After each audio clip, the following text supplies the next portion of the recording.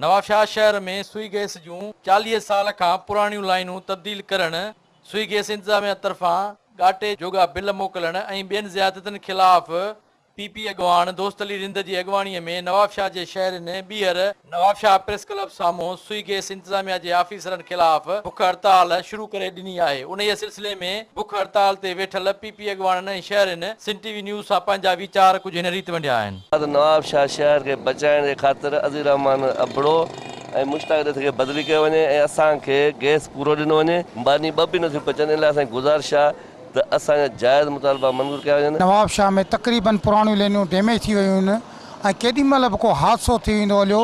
असांजो इन्हनि सां मुतालबो आहे ऐं पोयनि 2 महीननि खां असां बुख हड़ताल ते वेठा आहियूं वक़फ़न, लेकिन हिननि जे मथे में जूं ई नथी वरे। पुराणियूं डैमेज लाइनूं आहिनि, पंहिंजे ॾोह लिकाइण जे लाइ जेको आहे सो ॻरा बिल आवाम ॾे मोकिले उन्हनि जेल भॼी थी वञे।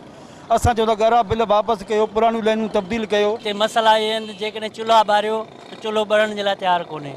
सुबुह जो ॿारनि खे न नाश्तो थो मिले न कुझु आहे, उहे स्कूल ईअं बुख ऐं तंग थी घरां निकिरी वञनि था। तव्हां नवाबशाह शहरनि जूं ॻाल्हियूं ॿुधियूं, हुनजो चवणु आहे त सुई गैस जा ॻरा बिल करे नवाबशाह वारनि खे परेशान करे रहिया आहिनि।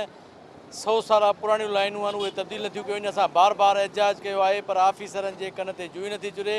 हिननि चयो त जेकॾहिं नवाबशाह जे शहरनि सां सुई गैस इंतजामिया ज़ियादतियूं बंदि न कयूं त एहतिजाज जो दाइरो वधायो वेंदो। कैमरामैन रफ़ाकत तारे सां गॾु ज़ुल्फ़कार ख़ासकेली सिंध टीवी न्यूज़ नवाबशाह।